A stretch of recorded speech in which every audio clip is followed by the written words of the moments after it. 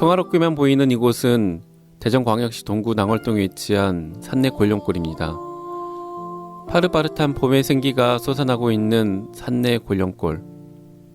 하지만 세상에서 가장 긴 무덤 산내 골룡골에는 우리 민족의 아픈 역사가 고스란히 남겨져 있습니다.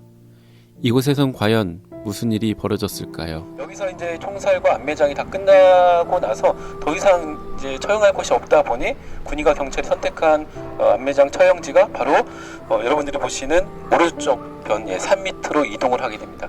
그쪽에서는 가장 긴 구덩이 한 200m에 가까운 구덩이가 있을 걸로 이제 추정되고 있고요. 이렇게 세상에서 긴 무덤이 어디에 있겠습니까? 그것도 한두 명이 아닌 7,000명에 가까운 7,000명 이상으로도 추정되는 민간인들이 한국전쟁이라는 미명 아래에 국가폭력에 의해서 구금되고 체포되고 이쪽에 와서 총살까지 당하고 안매장 당했던 아픔이 서려 있는 곳이 바로 이곳 산내 골룡골이 되겠습니다.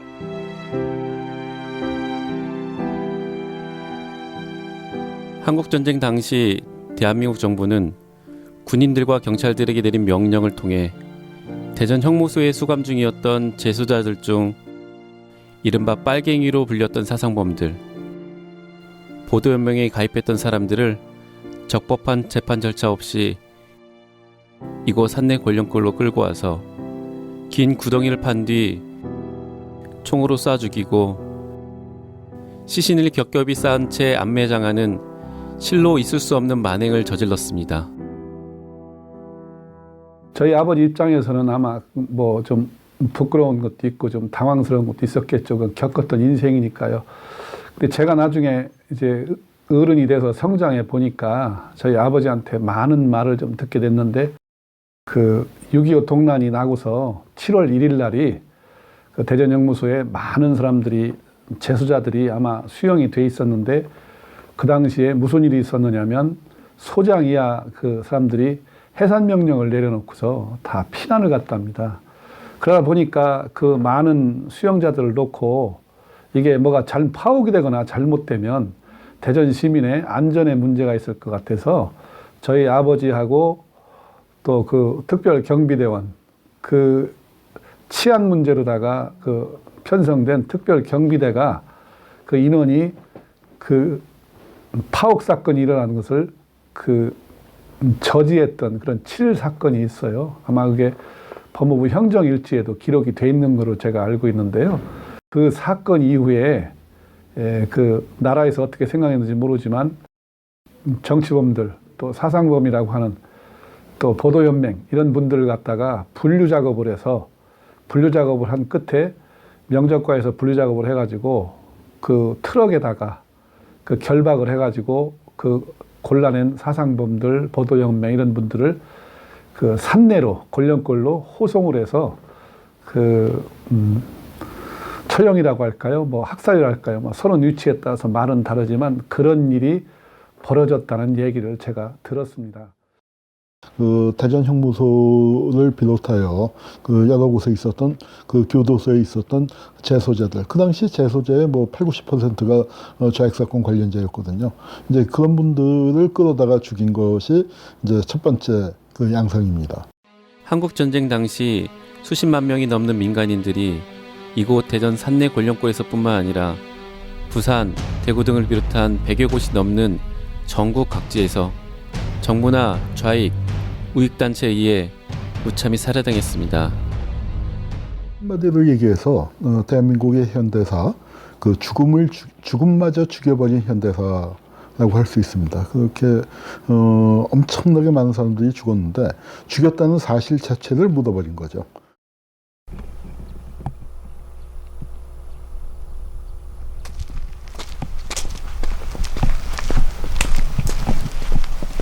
한국전쟁 당시 공주 왕촌 살구쟁이 학살 사건을 목격했던 분을 만나러 갑니다.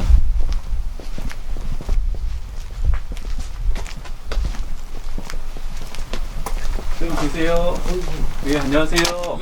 예, 오늘 대전에서 왔습니다. 예, 오늘 찾아뵙기로 해서 왔는데요. 예, 이진구 선임이시죠? 예, 그래서 선임하고 좀 이야기 좀 나누고자 이렇게 왔습니다. 뭐 그래야 내가 아는 게 있어 뭐 그, 요새 알르라고 더군다나 어디 건강은 좀 어떠세요, 선생님? 글쎄 이거 알르라고 아, 요새 병원에서 2달간 있다가 엊그제 나왔어. 일 돌아요 항이 네, 항이 돌아. 예, 알겠습니다.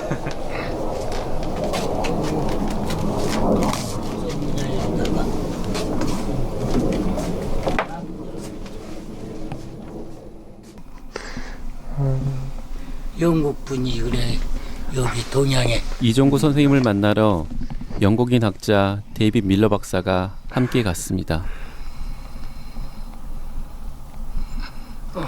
멋지다. 이쁘지.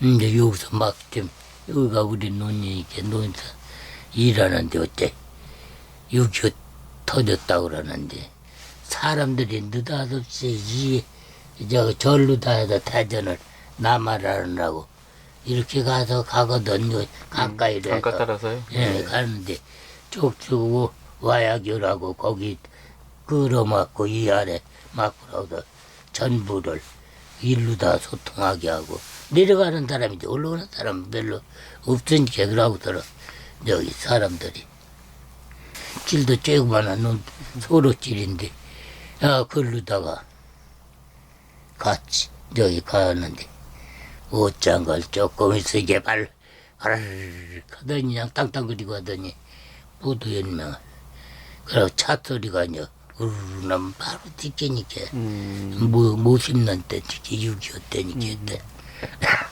보도연맹이란 것은 과거에 좌익 활동을 했던 사람들이 그 붉은 과거를 씻고 대한민국에 충성을 맹세하면 대한민국의 국민으로서 차별받지 않게 해준다라고 약속을 했었던 것인데 그것이 죽여야 할 놈들의 명단이 돼버린 것이죠. 역대로 올라온 발이 성장석은 그 응아리 뭐 저기 신이 뭐고 여기 그 여간에 고무신이나 있었거든 그래도 여기 집수이고 뭐 벌컥벌컥 했었지 뭐 내한테 가고 약하고 간장 쬐끄만 했었지 그런데 보면은 여기 옷도 여기 그 제수들로 옷이 벗겨진 게 아니고 일반 사람 삼배 옷 같은 거 일하다가 불려가서 한다는데 끌려가도 여기 옷을 여기 치기를 못하니까 떨어진 것을 몇 개를 보았지. 어르신께서 그런 보았지. 삼배 옷이라든지 뭐 그런 옷들을 이제 직접 보신 거예요? 그런 거 몇 보았지. 국군과 유엔군이 밀고 들어오면서 이른바 수복이 되고 난 다음에 부역제 처벌, 즉 그 인민군이 점령했던 기간에 이 좌익에 협력했던 사람들, 완장치 않은 사람들에 대한 그 처벌 내지는 학살이 있었습니다. 그때 뭐 재판을 통한 과정도 좀 있었고 재판 기록도 있고 신문 기사도 많이 보도가 되는데 몇백 명 단위이지만 실제 죽은 사람은 재판 없이 죽은 사람은 뭐 수천 수만 명에 달할 것으로 추정이 됩니다. 텐트에 계신 발굴단 여러분들은 내빈들 이쪽 아래쪽으로 오실 수 있도록 안내 부탁드립니다.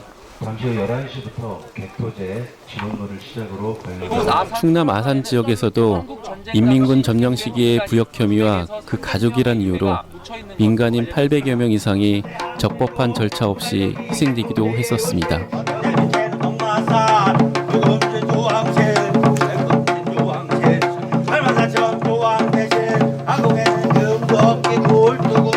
지난 2018년 2월 22일부터 시작해서 38일간 아산 설화산 일대에서 이뤄진 희생자 유해 발굴에선 약 150여 구의 유해가 수습되었습니다.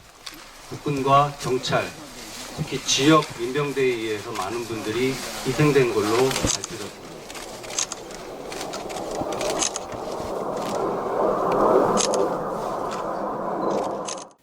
복숭아꽃 살고 피는 고향에서 둥지를 틀고 돌아가신 아버님과 만날 수 있다는 희망이 이미 노년이 되어버린 아들의 눈시울을 뜨겁게 만드는군요. 감사합니다. 우리 앞에 계신 김장욱 선생님의 아버님 영령 들이시오. 67년의 어둠. 깔끔히 거두어내고 밝은 곳으로 모시겠습니다.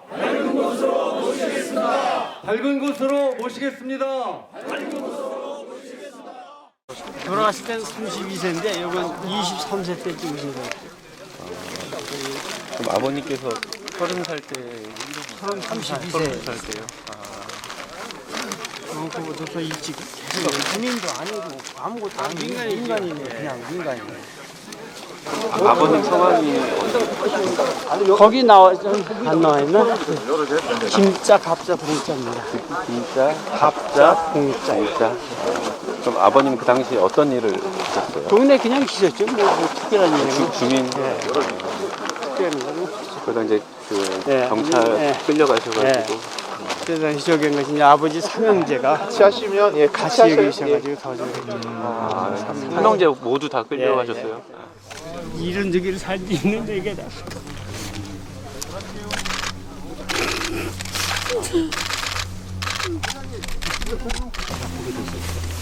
아버지는 32이고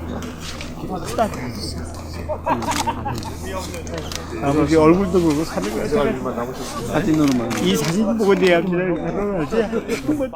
수습된 유해들 중 비녀, 구슬, 장난감 등의 유품이 발견돼 희생자들 중 상당수가 여성들이나 아이들이었음을 짐작해 볼 수 있습니다.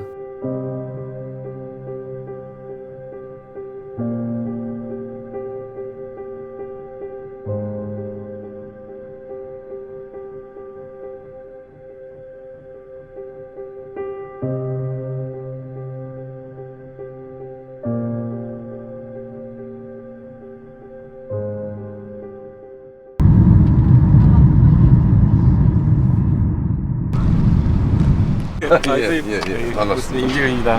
예.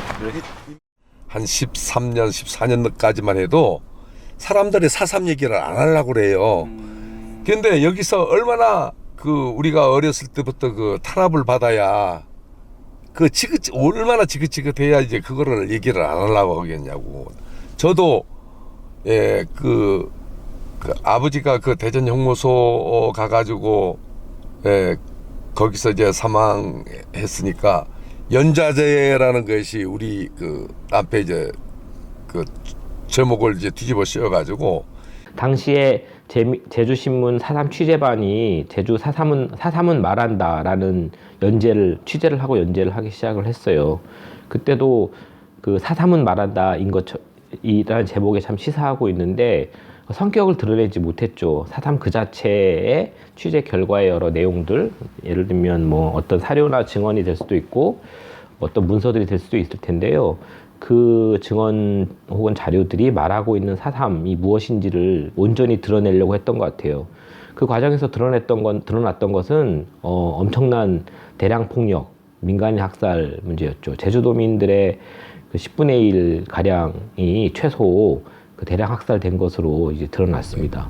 우리 또래 애들이 한 10명 정도 되는데 아버지 있는 애가 딱 2명밖에 없어. 8명은 4.3 때 다 희생당했지.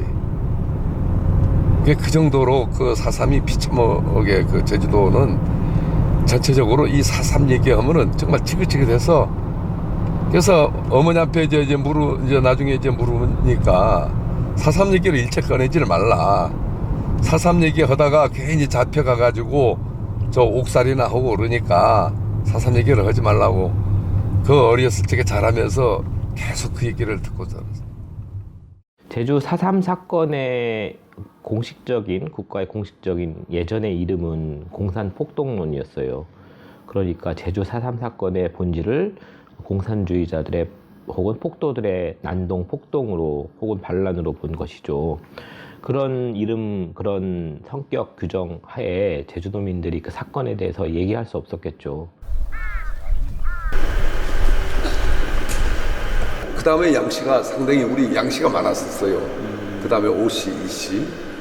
이렇게 현씨. 그럼 저분들 중에 혹시 친척분들도 아 그럼요. 계시겠네요? 저 양씨들은 다 친척이지. 다 친척들이지. 양씨들은.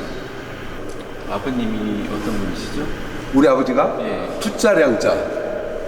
양자, 두자량자. 양자 두자량자. 할아버님도 할아버지는 천자 종자. 그러니까 아버지는 대전 형무소, 할아버지는 광주 형무소.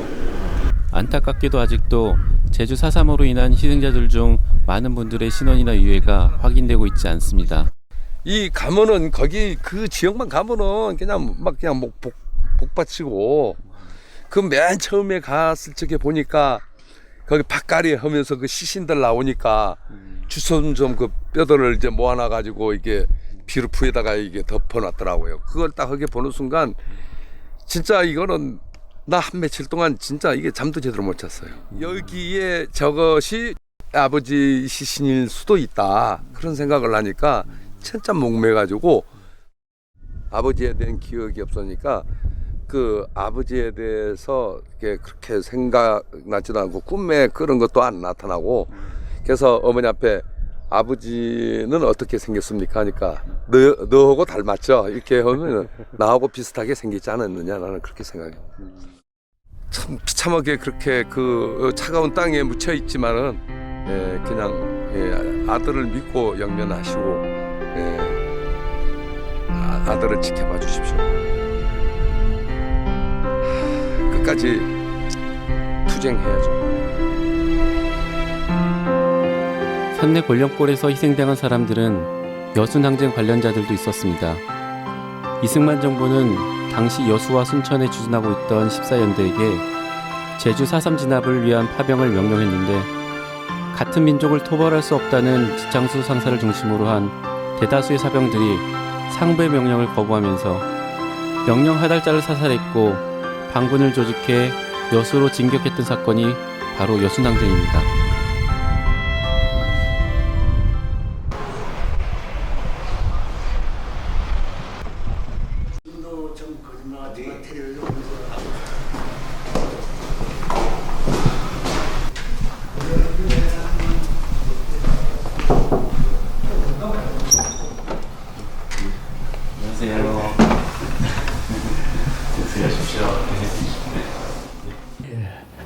제 형님은 저 농촌에서 배를 탔습니다. 그래도 그날도 바다에 가서 납자를 잡아갖고 오는데 경찰관들 세 명이 와서 잡아갔어요. 이유는 저 동네에 이제 그 나대 환자가 하나 있었는데 문라고 그 양반이 재패 가가지고 경찰서에서 너 그 환자가 오르니까 내보내 줄라니까 밑사람만 이야기해라. 그래갖고 5사람을 이야기했는데 이제 처음에는 몰랐죠. 근데 나중에 이제 문가 그 자기가 살기 위해서 제보를 했다. 그렇게 들었어요. 정부나 군에서는 부역자라고 했는데 부역자를 색출하는 과정에서 손가락총이 유행했단 말입니다. 손가락질만 해버리면 사형이 돼버리는 상황이었기 때문에 자기 이웃도 믿지 못하는 상황이 와버린 거죠. 다시 말하면 지역 공동체가 파괴돼 버린 거죠. 8월 달이라 그때 알았을 겁니다.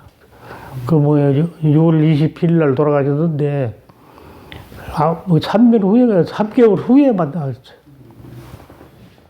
현장에 가서 처음에는 그냥 이런저런 둘러보니까 전부가 집이 뒤지였고 그래서 이 장소에서 우리 형님이 돌아가셨구나. 그러면서 제가 입만에서 눈물을 안 흘리는데 눈물을 흘렸습니다. 저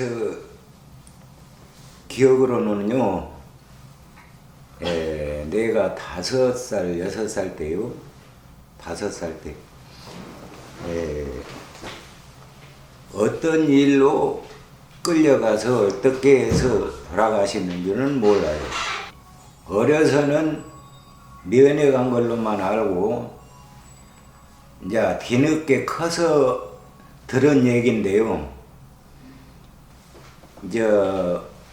우리 지역 위원장 출마를 해서 당선이 되고 자리에 앉도 못하고 1개월 남겨놓고 어떤 무슨 까닭인지 그때 잡혀가서 바로 순천 대전으로 그냥 집에서 순천에 가볼 새도 없이 대전으로 빨리 넘어갔어요. KBS에서 이제 이 민간인 학살 같은 것들을 그 KBS나 MBC에서 그 이제 조금씩 얘기하기 시작을 했을 때 어떤 일이 있었냐면 다큐를 만드는데 거기 그 출연한 할머니가 그 걱정을 하시는 게 뭐냐면은 이거 딴 사람은 다 봐도 되는데 우리 딸은 보면 안 되는데 하는 말씀을 하셔요. 왜 안 돼요? 그랬더니 걔는 지 아버지 인민군한테 죽은 줄 안단 말이야. 그러니까 이게 자기 딸한테조차도 얘기를 못 했었습니다. 그래서 대전에 면회를 내가 6살 때 할머니 손잡고 면회를 갔다 온 적을 기억하고 있어요. 다음번에는 어머니하고 면회를 갔다 오고, 그래 대전 면회를 2번 갔다 온 이후 그것이 마지막이 됐어요. 전쟁이 터지고 말하자면은 아버지가 죽은지 산 줄도 몰랐다가 차후 말하자면은 우리 세상이 좋아져서 아버지가 대전 핵무소에서 사형당했다. 말하자면 6.25 터진 3일 안에 그런 일이 났다. 이제 이런 것을 뒤늦게 최후에 연영이 들어서 알게 된 것이고. 우리 헌법에 군인의 사명이 명시되어 있습니다. 헌법 제5조에가. 군인은 국가의 안전보장과 국토방위의 신성한 의무를 수행함을 사명을 한다 되어 있습니다. 그러니까 국가의 안전과 국토방위. 그럼 당시 14연대 군인들이 제주도를 출동할 때 국가의 안전과 국토방위의 의무를 수행하기 위해서 간 거냐? 그렇지 않더라는 거죠. 그들의 성명서에 그대로 나와 있습니다. 제주도 애국인민을 무차별 학살하기 위하여 우리들을 출동시키려는 작전에, 자기들을 출동시키는 작전이 애국인민들을 학살이라는 거예요. 이것에 반대한 거였지 체제를 전복시키거나 정권을 획득하려는 것이 아니었거든요. 근데 지금까지 국가는 계속적으로 반란이라고 했던 겁니다. 저는 유복자입니다. 그래서 이 세상에 태어날 때 아버지라는 걸 한 번도 불러보지 못하고 지금까지 살아온 사람 하나입니다. 그래서 얼굴도 기억을 못하고 사진만 보고 그냥 추리를 하는 거죠. 느닷없이 지역민들이 일으킨 반란이라고 호도하면서 일부 군인이 참여했다라고 정부가 48년 10월 27일 날 발표를 합니다.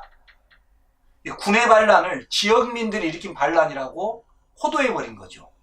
그러면서 이제 탄압이 시작되는 겁니다. 그래서 10월 27일 여수가 진압된 이후부터 아주 많은 민간인들이 학살돼 버리죠.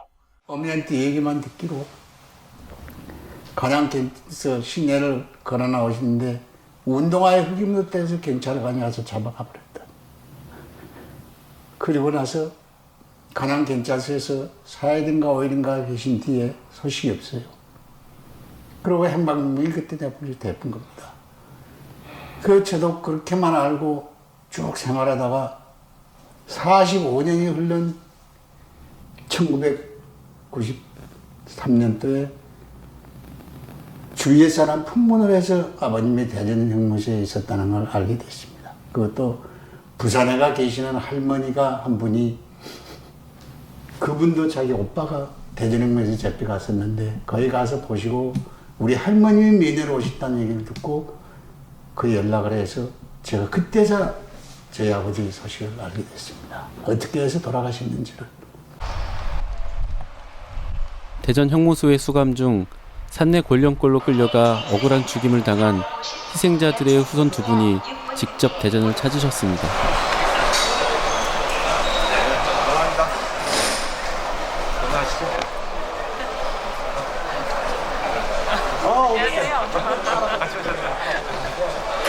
안녕하세요.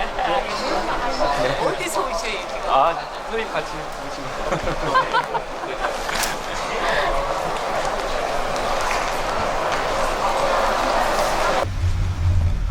먼저 이 두 분과 함께 지금은 흔적만 남아있는 예전 대전 형무소터를 찾아갔습니다.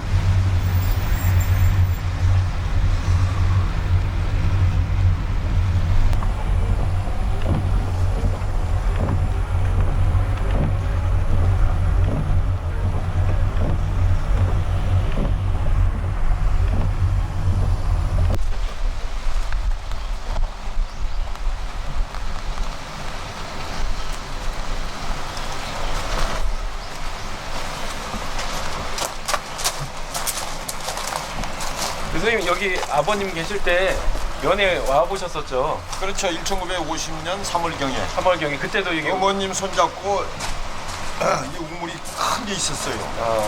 그때는 이제 쇠사슬로 두레박이 2개가 달렸었어요. 그래가지고 쇠사슬이 돼가지고 이렇게 잡아 당기면은 저 뿌리가 긴가 봐요. 아 저건가 봐요. 근데 그건 없네. 그것도 보존을 해놓지. 그때는 이제 나무로 짠 거 있지 않습니까? 판자 두꺼운 걸로. 내린 우물통. 야. 근데 아버님이 희한하게 근데 내 기억으로는 무기수인데도 수갑을 안 차고 우물 옆에까지 나와가지고 잘 넣은 거라고 악수한 게 마지막이었어요. 아, 나오셔가지고 직접 선생님 손을 잡고 연예소에서 나와가지고 그게 이상하고 수영인 있잖아요. 보통 이게 저 남바. 근데 그게 기억이 안 나요, 제가. 제가 그때는 경력이 참 좋았거든요. 그 선생님은 몇 살 때? 그때 10살, 11살이죠. 10살, 11살. 네. 내가 39년생이니까 내가 39년생이니까. 50년 3월 달이면은 11살 됐죠. 그렇죠. 그게 마지막이었어요. 이게 우리 어머니도 그냥 미감이 좀 이상하셨단 말이죠. 그게 날 데리고 갔었겠지. 그때 3개월 후에 유교사비 난 거니까. 참, 그게 마지막이었어. 당시 대전 형무소에는 제주 4.3 사건과 여순 사건 관계자를 포함해서 국민보도연맹 예비검속자들이 미결수 감방에 굉장히 많이 수감돼 있었어요. 이 사진은 7월 초, 그러니까 7월 3일과 5일 사이에 있었던 한국군 헌병과 경찰에 의한 그 학살 장면으로 보이고요. 여기 보시면 알겠지만 한국군 헌병으로 보이는 군인들과 그리고 경찰 그리고 대전 형무소를 경비했던 특경대의 사람들로 보이는, 사실 더 중요한 피사체는 수많은 시신들 그리고 시체가 되기 직전에 바로 죽기 직전에 그 상황을 장면을 포착한 사람들이 지금 이렇게 있죠. 죽기 직전에 이런 사람들이 있는데요.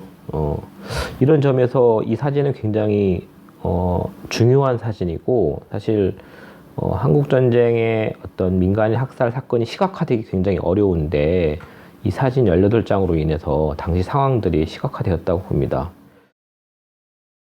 대전형무소에서 분류 작업을 해서 호송을 해다 준 호송 책임자는 저희 아버지였던 것 같습니다.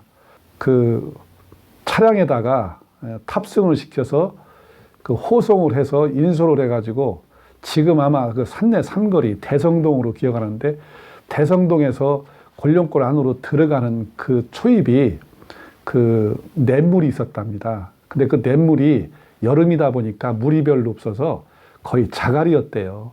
그러다 보니까 그 도락구가 트럭이 그 안에까지 그 길이 아닌 곳으로 들어가서 풀밭도 있고 이렇게 잡초가 있는 그 냇물가에 차를 정박해 놓고서 거기서 이제 한 사람씩 결박한 거를 이제 하차를 시키나요? 하차를 시켜서 무릎을 꿇린 상태에서 이렇게 대기하고 있다가 저 위에 그 처형하는 장소, 그 학살하는 그 장소에서 인솔자가 소리를 지르거나 아니면 또 호루라기를 불거나 하면 그 위에 이제 고기까지만 돼 있고 올라가면 거기서 총소리가 나니까 그때 그 경비대원들이 내가 여기까지는 이렇게 모시고 왔는데 저 위에 가서 총소리가 나는 거 보니까 사람을 죽이는구나. 그때 이제 인지를 했답니다.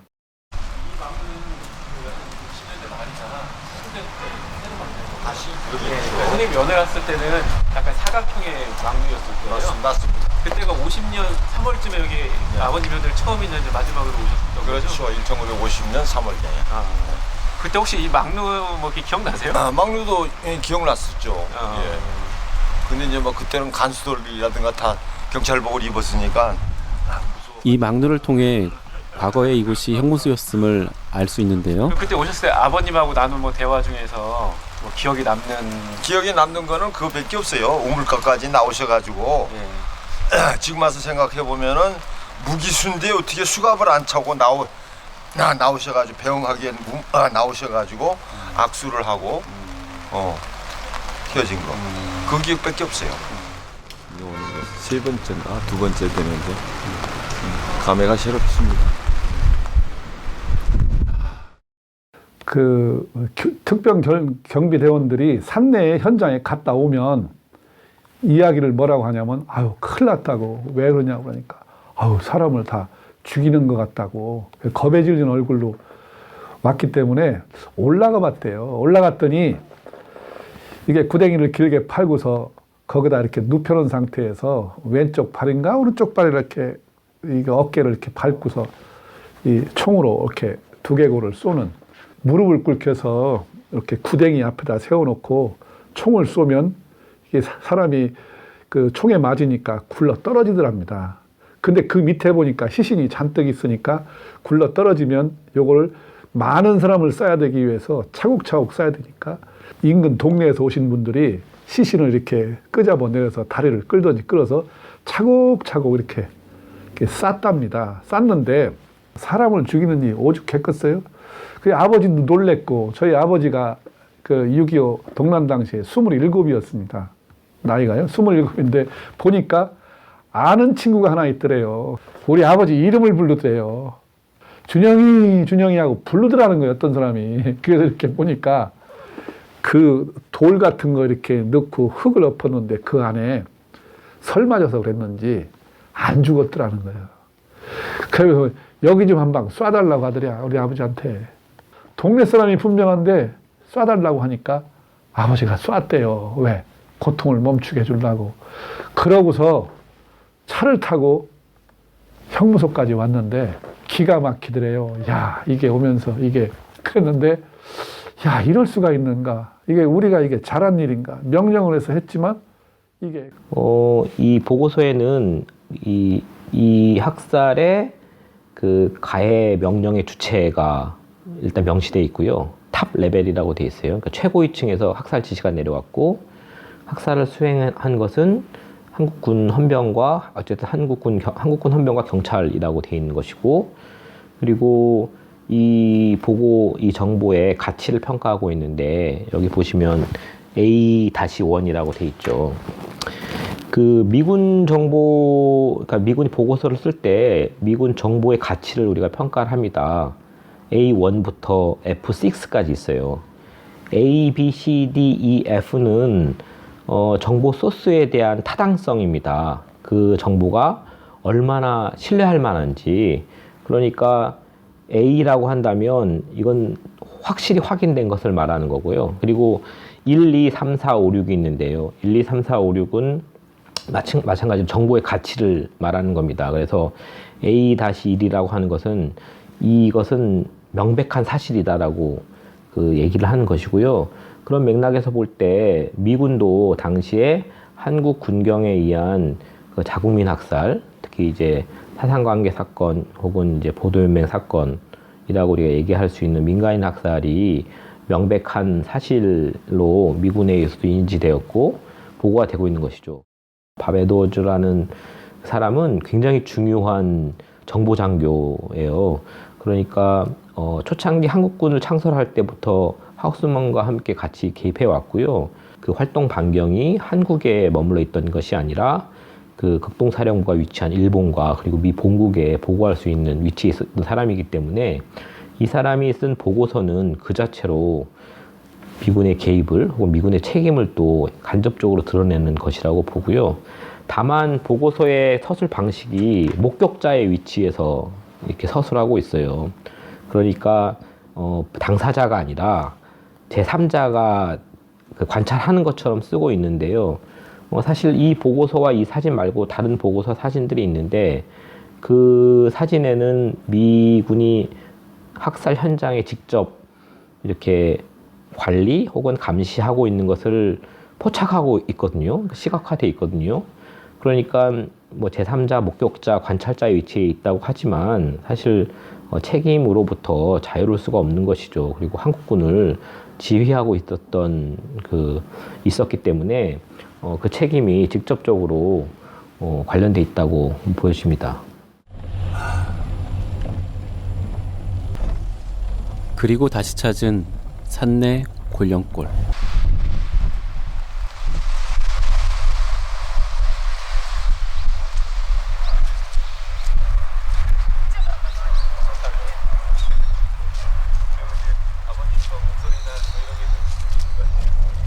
하늘도 이들의 안타까운 사연을 아는지 봄비가 주룩주룩 내리고 있었습니다.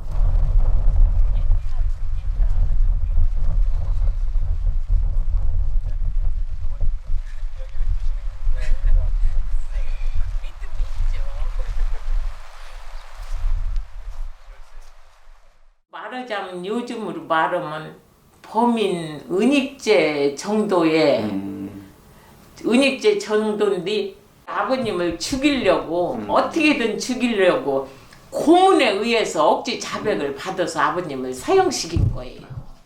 그때만 해도 반신반의를 했어요.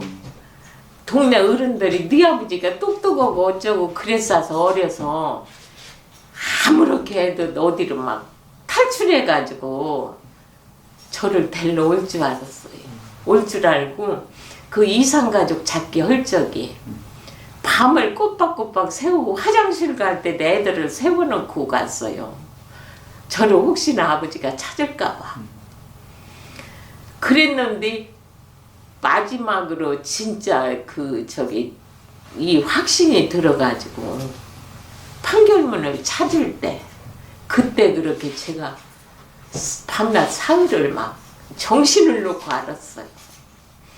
돌아가셨으리라고는 전혀 믿들 안 했거든요.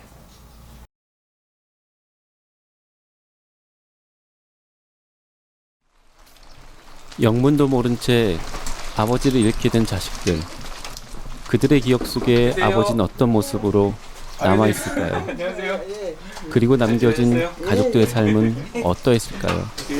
비 안 좋은데 다시는 수고 많으시네요. 네, 오늘 갑자기 비가 많이 오네요. 네, 그래서 오늘 선생님 이야기 좀 들으려고. 그냥 그렇지 뭐. 뭐 예전에 고생이란 것은 뭐 입으로 다 할 수가 없지 뭐. 네, 네. 내가 한 번도 안 빼놔. 안 빼고 꼭 가요. 또 5월달에 어버이날 가고 꼭 가. 찾아가면은 눈물밖에 안 나. 막 할 말이 없어. 아버지 왜 갔어? 왜 갔어? 우리 아버지 누가 그랬어? 나이가 이렇게 많이 먹었을 때 부모가 어려서 그 일을 생각하면 너무 마음이 아파. 우리 아버지 누가 그랬어? 우리 아버지 죽은 사람은 지금도 살아있을까? 그 마음이 들어요. 그래갖고 평상을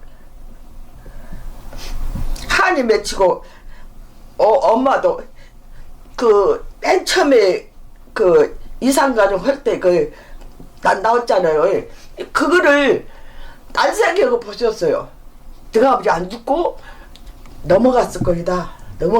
그리고 평생을 살으시다가 우리 믿고 삼남매 보고 살다가 가신 거 보면 여기 와서는 다 그리고 걔가 몇 시대라도 갔는데 고생을 말로 못하게 했어요. 우리 미기 살리려고 나무에다가 팔아서 우리 미기고 그 생각을 하면 지금도 너무 마음이 아파요. 아파. 서울까지 갔다가 돌아왔어요. 우리를 못 믿어서. 니기를 놔두고 우리가 어디를 가겠냐. 죽어도 같이 죽고 살아도 같이 살아야지. 어떻게 저 아버지는 꼭 살아 옥고이다. 평생을 그러고 가시다가 돌아가신 날까지 니게 사는 거 보고 죽을라고 했는데 내가 죽을란가 합니다. 그러고 먹임에 진짜 먹임에 하루 종일 그 송정장에서 먹도 뭐도 아침에 보리밥 한 숟가락 먹고 새우밥 한 숟가락 먹고 가서 있어 배가 그냥 등까지가 아파서 배가 고파 죽겠어요. 그 어린 나이에 엄마 나 배고파 그러면 이따 가서 집에 가서 먹자. 그것도 나무 안 팔리면 거기다 몇 개는 그냥 와요. 그럴 때 어찌 그래서 아무것도 안 먹고 하루 종일 아무것도 안 먹고 그냥 올 때 정말 하늘이 무너진 것 같이라 엄마 배고파 나 못 가겠어. 그러면 같이 가자. 어찌 것이냐. 집에 가서 밥을 먹자고. 그 부모 만나 이런 게 나도 이렇게 안 살고 남같이 좀 떳떳이 잘 살라고 했는데 실패를 보고 난 게 다시는 가고 싶은 생각이 없더라고요. 근데 그때는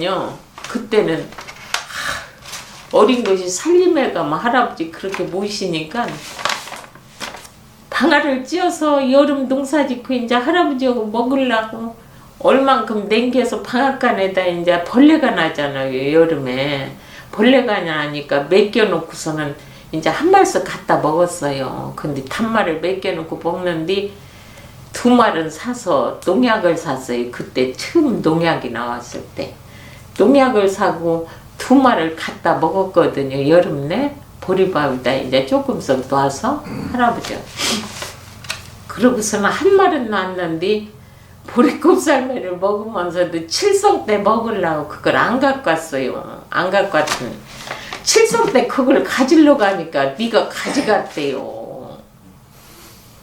가져갔다고 그러는데 안 가져갔다고 그러니까 막 네가 그때 가져갔지 않느냐 윽박질르는데 해볼 수가 없어요. 해볼 수가 없어가지고 동네에 그 제너목이야 큰 고모님이 출가해서 사시는데 가서 고모 보고 고모 기진이 오빠가 쌀 1말 남았는데 안 준다고 내가 가져갔다고 안 준다고 안 가져왔는데 그러니까 고모가 저하고 같이 왔거든요. 왔는데 고모 데리고 방에 들어가서 뭐라고 하더니 고모도 나보고 갔다 과자 사 먹었다는 거예요. 그래서 내가 나오면서 그랬어요. 기진이 오빠 나 1년에 남들 크는 거 2배씩 커가지고 나도 오빠한테 복수할 거야. 그런 꼴을 당할 때마다 아버지한테 편지를 썼어요. 빨리 와서 기진이 오빠 좀 혼내주라고 그러고 빨리 좀 와서 아무개 좀 혼내주라고 그런 저기를 다 써가지고 일기장을 보관했는데 그걸 불살른 게 너무 잘못한 것 같아요. 지금 생각하면 그냥 보전을 할걸. 아까 말은 5살 때 그런 일이 아버지 재패 가시고 집에 남은 사람은 할머니하고 나 삼촌 2분인데 삼촌 2분도 어렸죠. 할머니가 나 4살 때 돌아가셨어요. 12살 때 13살 때. 그러면 작은아버지들이 결혼도 안 한 작은아버지들이 막연말로 아버지가 장남인데 그 재산이 나 것으로 남겨놓은 건 아무것도 없이 2 작은아버지가 나눠먹고 말았어요. 그리고 나가 그때부터 떠돌이 객지 생활이 된 건데 장가 가서 자식들이 낳기 전까지는 피눈물 난 세상을 살았어요. 피눈물 하루에 1~2번만 온 것이 아니고 평생을 눈물로 살아왔지. 말하자면 평생을 떠돌이 혼자 생활하면서 하다 어렵고 어려서부터서 하여튼 할머니 돌아가신 뒤로부터서는 지금의 요즘에 걔도 그렇게 안 세상을 살 거예요. 요즘에 걔도 그렇게 안 살아. 세상을 허무하게 살아온 인생은 어디 누구에게 말할 수가 없는 세상을 살았어요. 다 잊어버리고 이제는 내 밥 먹고 내 새끼들 다 키웠으니까 좋은 세상만 살다 죽어야지 허리지만 그래도 하루에 1~2번씩 지나가는 세월이 너무나 억울하고 생각이 나서 기가 막힐 때가 한두 번이 아니야. 지금 이제 남보다는 나이가 작지만은 나이가 들어서 귀도 어두워지고 참 보는 눈도 어두워져버리고 이제 내 인생도 다 돼가 버렸으니 지금에 와서 그런 걸 어디다 다 하소연해도 하소연할 데가 없죠. 단지 우리 아버지 너무나 젊어서 돌아가신 거 아버지 한도 풀어줘야 되는데 아버지 한도 못 풀어주고 못 배우고 못 나서 근데 좀 더 내가 배우고 잘났더라면은 우리 아버지 인생에 조금치라도 죽음에 대한 억울한 도움이라도 좀 됐어야 되는데 그런 거 저런 것을 전부 못 해준 것이 한이에요. 내가 아마 죽어도 그것이 한일 거예요.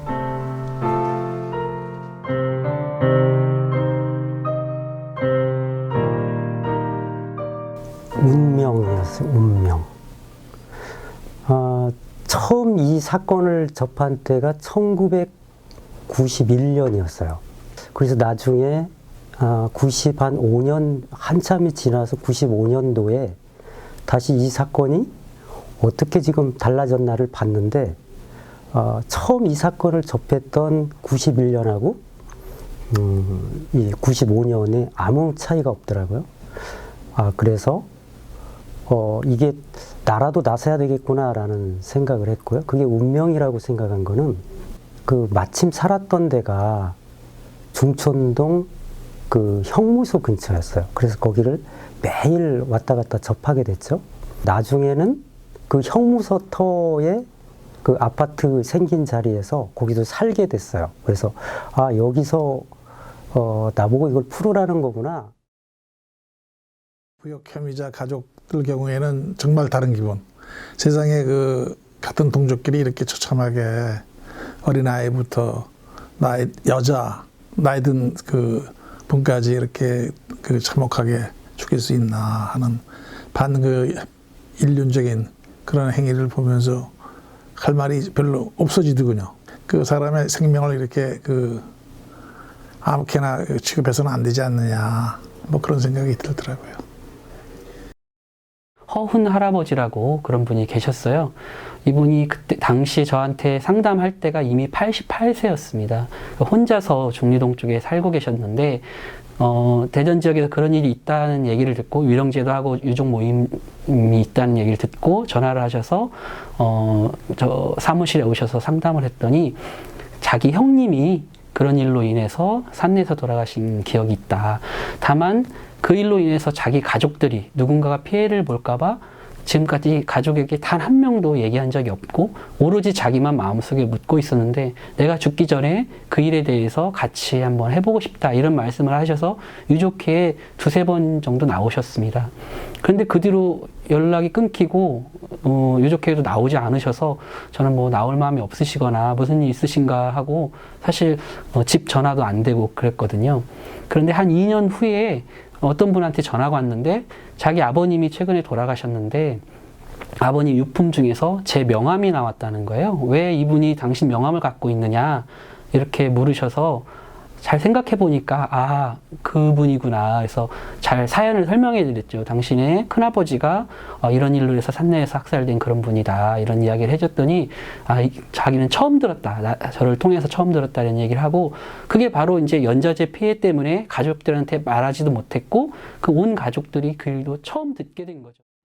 1960년대, 70년대 간첩 그 신고, 이제 이런 게 간첩이다 하고 그 경찰에서 많이 뿌렸거든요. 근데 거기 보면은 그 한국 전쟁 기간 중에 부역자로 처단된 사람들의 가족과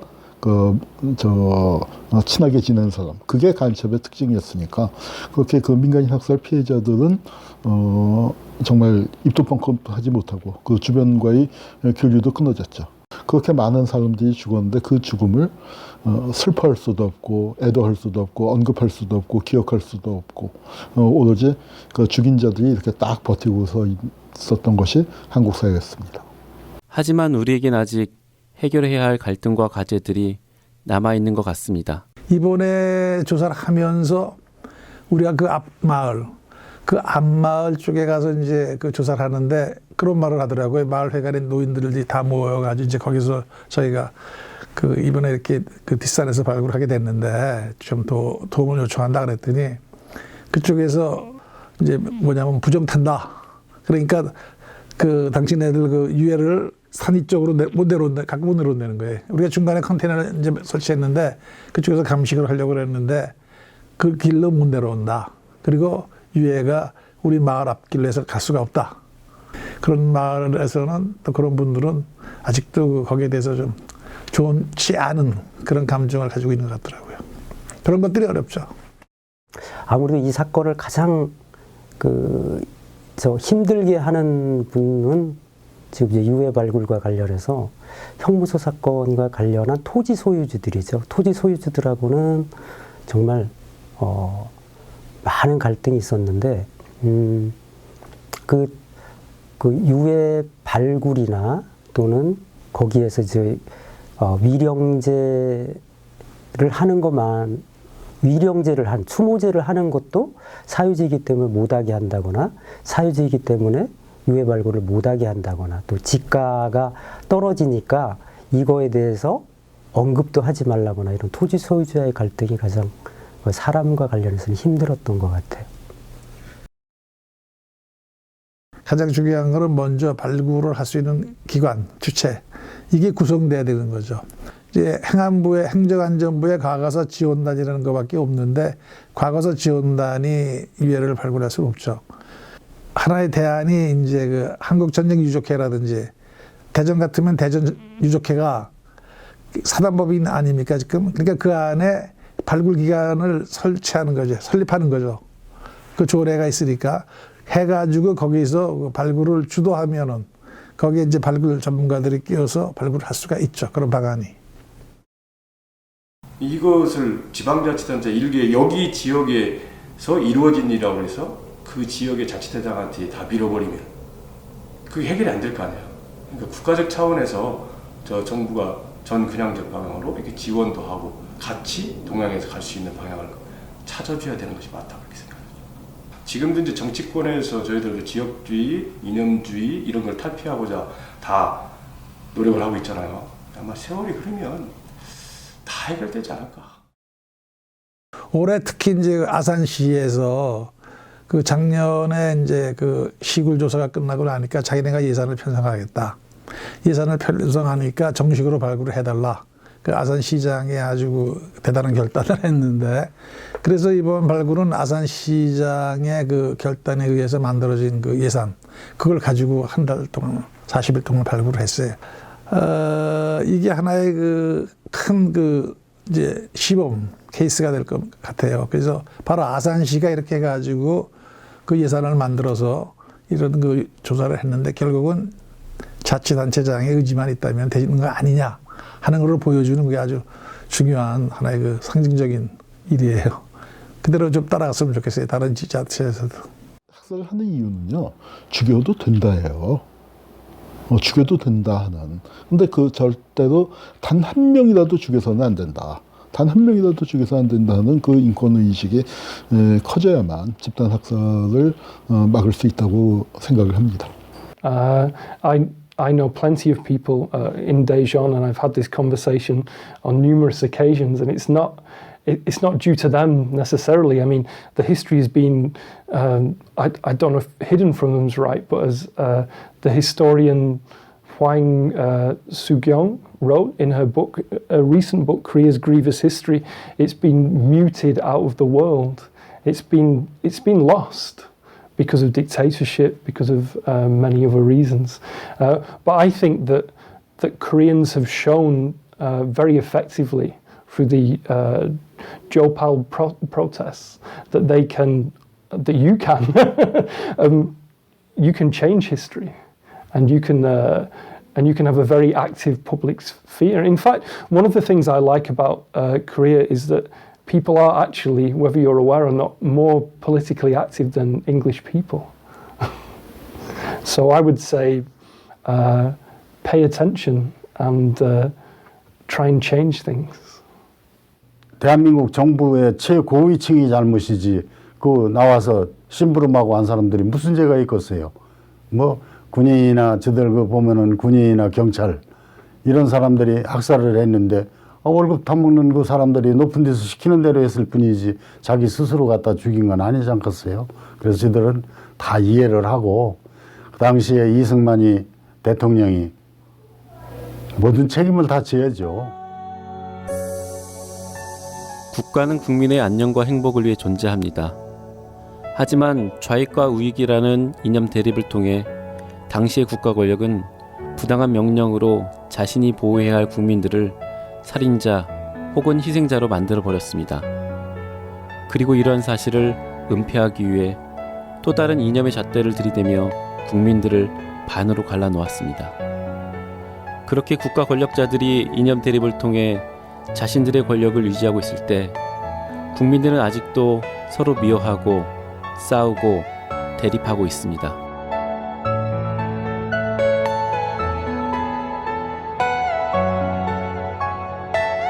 세상에서 가장 긴 무덤, 골령골의 아픔을 극복하고 다시는 이 땅에서 이와 같은 비극이 일어나지 않기 위해서는 우리들은 무엇을 해야 할까요?